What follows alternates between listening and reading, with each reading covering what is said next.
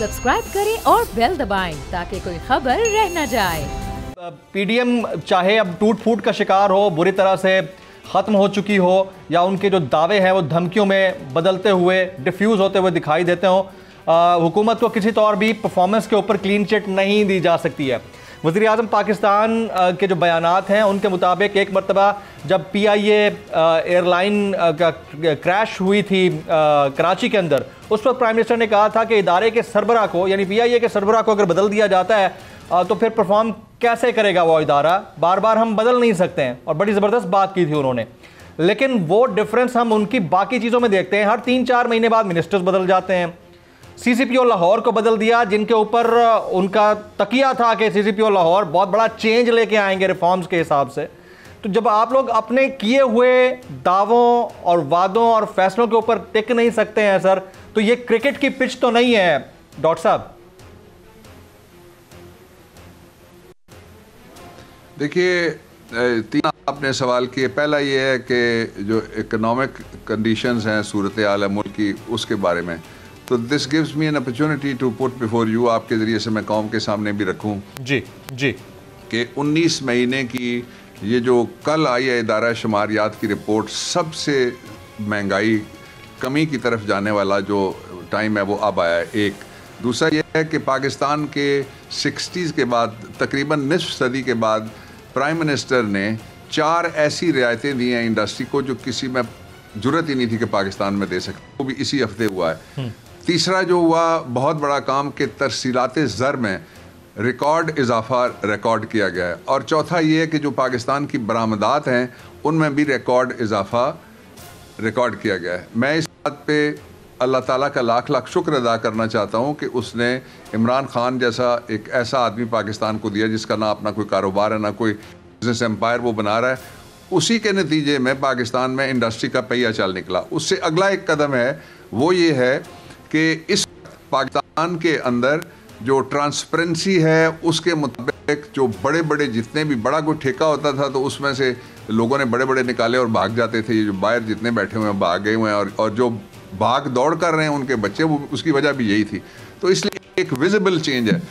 यहाँ तक इस बात का है कि क्लीन चिट नहीं दी जा सकती। क्लीन चिट या ब्लैक चिट वो मिलेगी अभी जो 2.5 साल रहते हैं उनके बाद, जब हम लोगों के पास जाएंगे वो फैसला करेंगे कि हुकूमत ने परफॉर्म किया या नहीं किया। एक ऐसा ही प्रोपेगेंडा किया जाता था कि देखिए जी, इनको तो पता ही नहीं था और ये KP में आ गए। KP के बारे में दूसरी बात फारूकी साहब ये कही जाती थी उसने कि 2 दफ़ा किसी पार्टी को भी इक़्तिदार नहीं दिया और वोट नहीं दिया।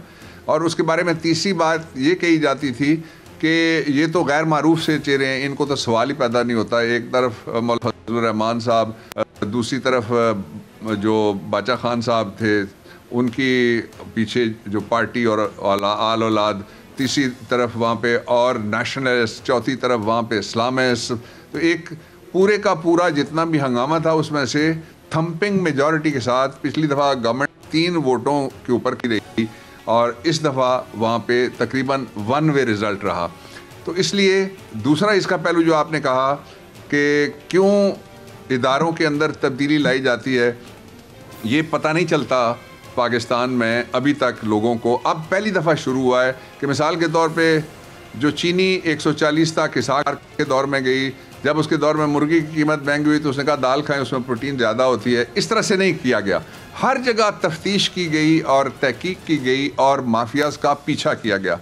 ये माफियाज़ के कब्ज़े में पूरी इकॉनमी आई हुई थी। उन्होंने एक ऑल्टरनेट मुल्क के मुकाबले में इकॉनमी अपनी सेट की हुई थी, जिनमें से यहाँ नहीं, आप एक शब्बर जैदी, हमारे वकील दोस्त हैं, टैक्स की प्रैक्टिस करते हैं, वो FBR के चेयरमैन भी रहे, उन्होंने दिया है ज़रार खोड़ो साहब को एक इंटरव्यू, उसको ज़रूर देखिएगा। उन्होंने क्या बताया कि उन्होंने किस किस ताजर को क्या सुना, और उन्होंने एक आध नाम भी लिया और उन्होंने कहा कि इतने पैसे बाहर पड़े हुए हैं लोगों के कि जिसका हिसाब ही नहीं है।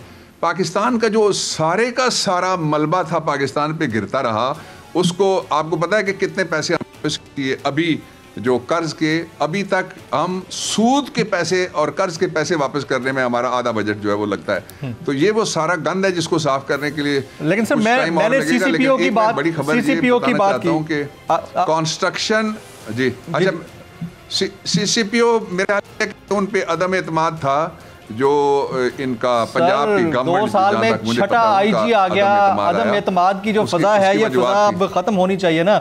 मतलब 2 साल 2.5 साल बाद किसी एक के ऊपर तो एतमाद कर लेना चाहिए पंजाब को देखकर। आप बड़ी खबर दे रहे थे, पहले वो बड़ी खबर बता दें, उसके बाद इस पे भले आ जाइएगा। नहीं,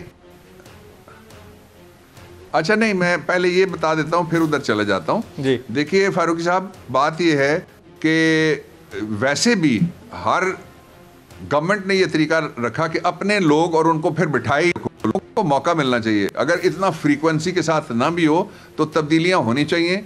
मैं अगर मुझसे कोई पूछे तो जो सूबाई पुलिस है चारों सूबों की, जिस तरह 1 यूनिट के ज़माने में कानून होता था, उनको सारे दूसरे सूबों में जाके भी सर्व करना चाहिए। अब SHO जिस ज़िले में पैदा हुआ वहाँ SHO लग गया, वहीं पे वो DSP बना, वहीं पे वो रैंकर लगा के अपना एक फीती और तो वो बन गया, उसी ज़िले में वो SP बन गया और उसी ज़िले में वो रिटायर होकर फिर सियासी जमात में चला गया। इस दौरान उसने बाई यूनियन काउंसिल में शामिल करा दिया, बेनोई को MPA बनवा दिया और साला जो था उसको MLA बनवा दिया। तो ये तो आई थिंक कि एक अच्छी बात है कि जो परफॉर्म ना करे। अब बड़ी खबर 2 तरह से, एक तो ये है कि जो रिफॉर्म्स की गई हैं अभी ब्यूरोक्रेसी के हवाले से भी और हर जगह से चूंकि बैठे हुए हैं स्टेटस को, इसलिए वो रिजेंट करते हैं। 2 बड़ी खबरें इमरान ने दी हैं। एक तो ये है कि अब परफॉर्मेंस के बुनियाद के ऊपर किसी को तरक्की मिलेगी, वरना जितने दिन नवाज शरीफ साहब इक़्तिदार में आते हैं तो सारी ब्यूरोक्रेसी कहती है कि ये लाहौरी फ़िरके का ब्यूरोक्रेट है, यानी उन्होंने बाकायदा फ़िरका बनाया हुआ था कि लाहौर का होगा तो उसको तरक्की मिलेगी। अब आप आएंगे, अगर जाएं गवर्नमेंट के ऐवानों में तो चारों सूबों के आपको लोग मिलेंगे और ट्रांसपेरेंसी भी आपको मिलेगी। दूसरा ये है, जो दूसरी बड़ी खबर है वो ये है कि उन लोगों को रिटायर कर दिया जाएगा जो परफॉर्म नहीं कर सकेंगे, उनको नौकरी से फारिग कर दिया जाएगा। ये रूल्स में अमेंडमेंट्स हुई है बाकायदा, जो सर्विस रूल्स, एस्टा कोड था एक जिसके ऊपर सारी ब्यूरोक्रेसी चलती है, उसके अंदर भी अमेंडमेंट्स हुई हैं।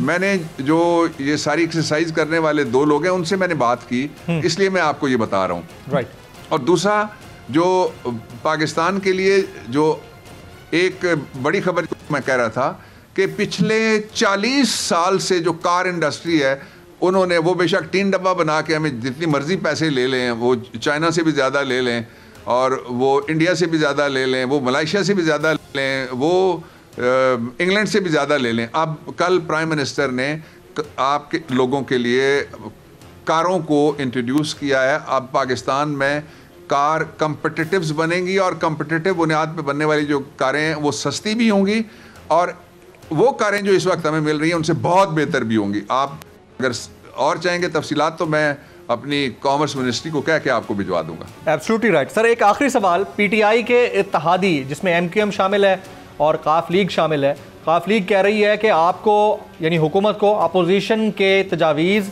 और उनकी जो मुतालबात हैं उसके ऊपर संजीदगी से सोचना चाहिए वरना नुकसान गवर्नमेंट का होगा। ये काफ लीग चौधरी शुजात साहब कह रहे हैं और MQM सेंसस के ऊपर, उस मामले के ऊपर शदीद नाराज़ है आपसे। आपके इत्तेहादी आपके काबू में हैं दोनों या आने वाले दिनों में वो भी बिदक जाएंगे? सर नहीं, कोई मसला नहीं है। इत्तेहादियों का इक़्तिदार के हवाले से और गवर्नमेंट की कोएलिशन के हवाले से जो पहले चौधरी शुजात साहब ने कहा, हमारे बुज़ुर्ग हैं, वो जब कह रहे थे कि गुफ्तगू करनी चाहिए तो इसमें तो कोई हर्ज नहीं है। हम गुफ्तगू करने के लिए तैयार हैं, पार्लियामेंट उसका फोरम है, प्राइम मिनिस्टर ने बता दिया है और NRO तो नहीं देंगे हम और नैब के दरवाजे पे ताला नहीं लगाएंगे, बाकी हर गुफ्तगू हो सकती है। जो MQM है उसके साथ मुझे मालूम है कि गवर्नमेंट इंगेज्ड है, वो गवर्नमेंट का हिस्सा हैं और जो पिछली हमारी गुजरी हमारी कैबिनेट की मीटिंग, उसमें दोनों जो मिनिस्टर्स हैं MQM की साइड से वो दोनों वहाँ पे मौजूद थे और लेकिन उनका पॉइंट बिल्कुल दुरुस्त है और उसके हवाले से जो तहफ़्फ़ुज़ात हैं उनको ड्रेस करने के लिए ज़ाहिर है इमरान खान साहब से अच्छा उनको और कौन मिलेगा जो तहफ़्फ़ुज़ात एड्रेस करने के लिए कोई सियासी ग्राउंड रखने की बजाय फैक्ट्स के ऊपर जाते हैं। Absolutely right. सब्सक्राइब करें और बेल दबाएं ताकि कोई खबर रह न जाए।